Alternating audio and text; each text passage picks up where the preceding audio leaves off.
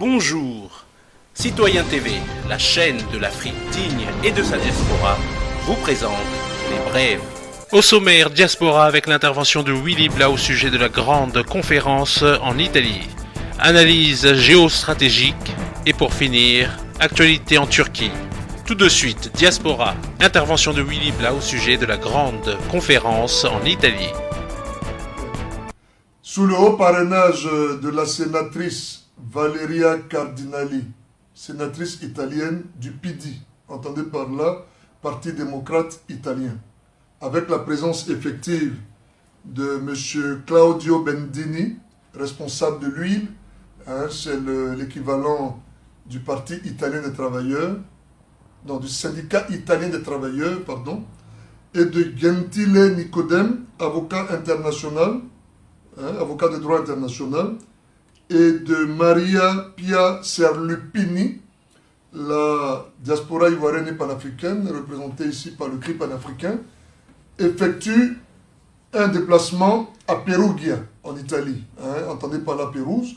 Donc nous y serons le dimanche 18 octobre 2015, à partir de 15h, à la salle Griffo, Parc Hôtel donc de Perugia. Venez-y nombreux, nous allons échanger. Votre serviteur sera le conférencier du jour et j'entretiendrai donc les Ivoiriens et les Africains sur un thème, voilà, l'opposition ivoirienne sur les enjeux des élections démocratiques. Car après Paris, après la France, après quelques pays aux alentours, nous retournons encore en Italie pour prêcher la parole de Gbagbo Laurent.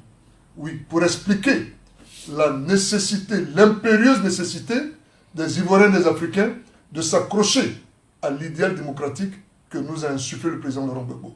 À continuer le combat pour sa libération, pour que nous donnions forme à cet idéal qu'il a toujours donné, qu'il nous a toujours partagé avec le monde entier. Donc je vous invite massivement à venir à cette conférence pour que nous puissions échanger, pour que nous puissions débattre, avoir quelques comptes rendus, des visites à La Haye, et puis échanger sur l'orientation que nous donnons aussi à la résistance. Voilà. Ciao amici ivoriani in Italia. Vi diamo appuntamento 18 di questo mese a Perugia. Tout de suite, analyse géostratégique. Passé inaperçu du public, les préparatifs pour un conflit militaire de l'OTAN avec la Russie continuent à plein régime. Les problèmes intérieurs de la crise des réfugiés occultent la dimension des provocations contre la Russie et l'armement continu de l'OTAN qui n'arrive plus aux oreilles de la population. Sur ce point, voici les 4 exemples les plus importants. Entre le 28 septembre et le 6 novembre se déroule l'exercice de l'OTAN Trident Juncture. Il y aura au total 36 000 militaires de plus de 30 nationalités, avec environ 160 avions, 60 navires et sous-marins, et aussi des milliers de véhicules. Avec la participation de la troupe d'intervention de l'OTAN, Fer de Lance, qui se compose principalement de membres de l'armée fédérale d'Allemagne, ce sera la manœuvre de plus grande ampleur de l'alliance militaire depuis 2002. Le général de corps d'armée, Rosmanit, explique comme suit l'importance de cette manœuvre. Nous envoyons le message suivant.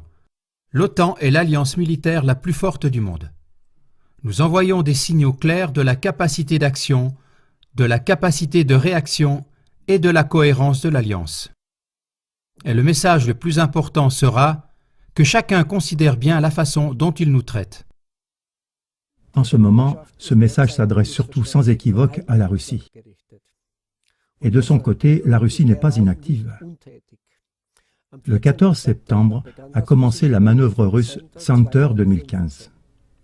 La semaine précédente, toutes les forces du district militaire central ainsi que l'armée de l'air, les troupes aéroportées et les forces d'avions cargo de toute la Russie ont été mises en préparation maximum et sans avis préalable au combat.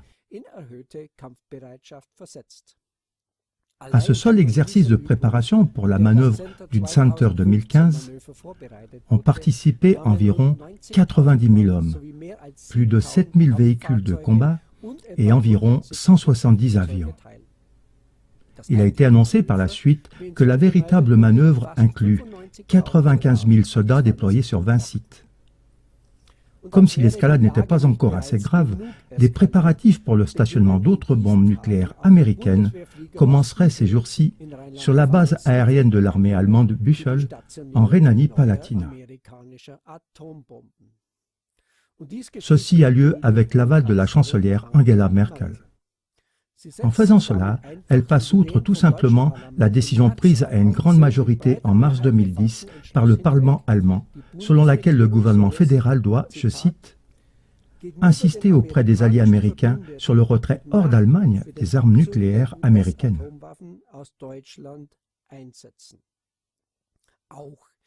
Dans le traité de coalition de 2009, le gouvernement fédéral avait également confirmé le retrait des armes nucléaires de Büchel. Mais à présent, les budgets américains prouveraient justement le contraire, selon le magazine de ZDF, Frontal 21. Des experts de l'armement attestent que les armes nucléaires tactiques de type B-61-12 qu'on voudrait stationner là-bas seraient bien plus précises que les anciennes bombes. En outre, en cas de guerre, les pilotes allemands des Tornado devraient piloter ces avions de combat chargés de bombes américaines pour effectuer des attaques dans le cadre de la stratégie de l'OTAN de la participation nucléaire.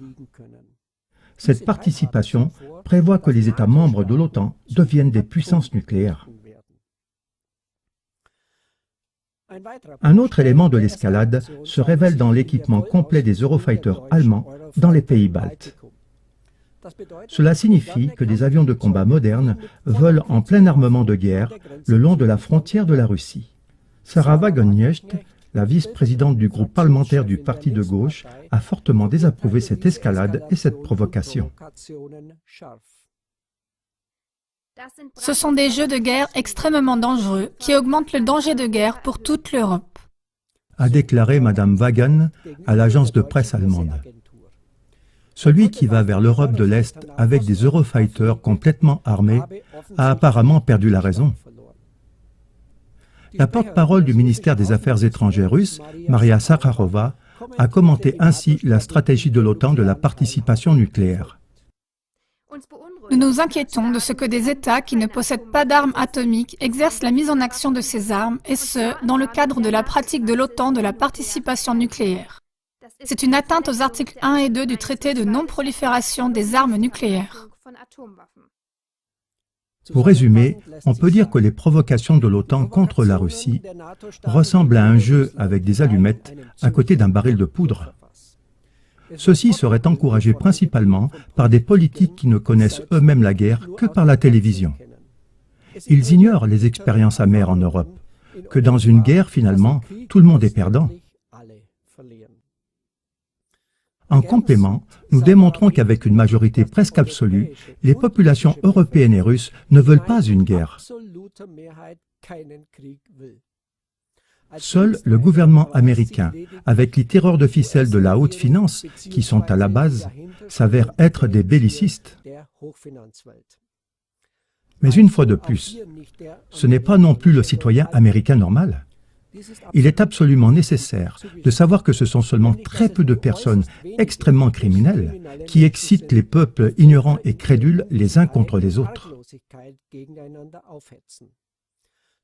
Les moyens qu'ils utilisent sont les politiciens en coopération avec les médias, tous deux achetés par eux-mêmes. Sur ce sujet, regardez aussi notre documentaire « La guerre par instrumentalisation » du 19 septembre 2015. Bonsoir. Et pour finir, actualité en Turquie. Édition terrorisme. Samedi, un attentat a fait près de 100 morts et de très nombreux blessés à Ankara, en Turquie, lors d'une manifestation pour la paix. Les victimes sont essentiellement des militants d'extrême gauche proches du HDP, un parti issu de l'indépendance kurde. Des syndicalistes et des associatifs, parfois membres d'ONG, étaient également sur place. La double explosion est intervenue samedi dans la matinée. Des images qui peuvent choquer.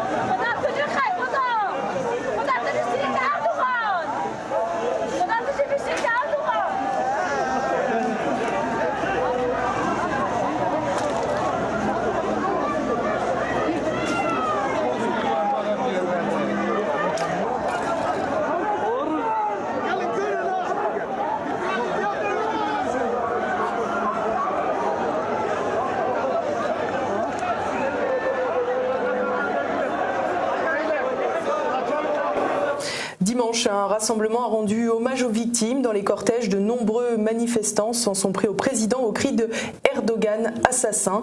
La mobilisation était organisée avec l'extrême gauche syndicaliste turque, le DİSK.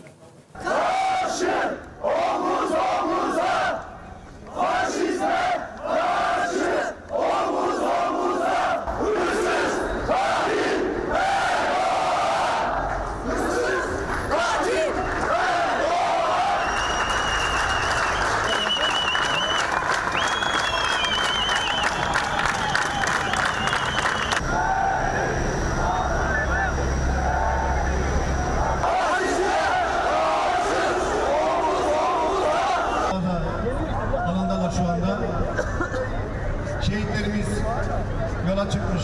Şehitlerimizi bekliyoruz.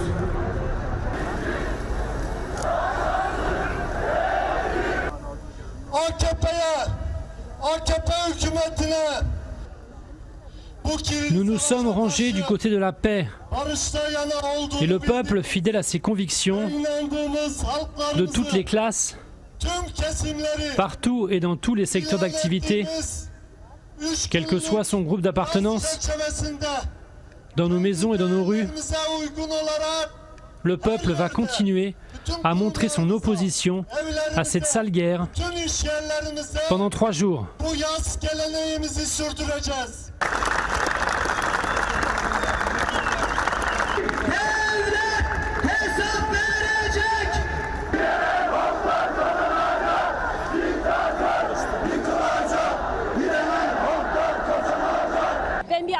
Moi, je suis une mère, je suis inquiète pour mes enfants, je marche pour nos enfants, pour notre avenir. À chaque fois qu'il y a des morts, je meurs aussi un peu. Que Dieu punisse Tadjip, ce fasciste de Tadjip. Nous sommes si tristes. Nous sommes ici aujourd'hui pour rendre hommage à nos camarades qui ont perdu la vie hier. Ces massacres d'Ankara et de Suruç ne nous feront pas reculer, ne nous font pas peur, et nous sommes tous ici pour montrer notre détermination et notre solidarité.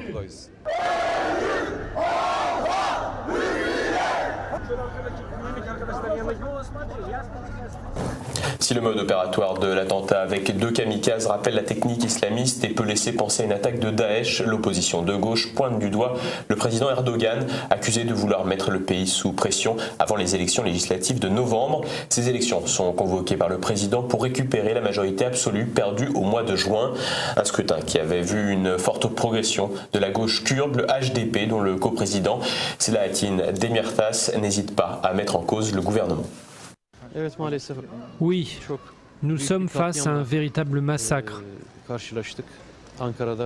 À Ankara, un meeting pour la paix a été attaqué de la façon la plus barbare possible contre des tas d'associations civiles, des membres de partis politiques, des gens qui ne veulent que la paix dans notre pays, qui ne veulent plus que le sang coule, et c'est ce que souhaite la majorité des gens du pays.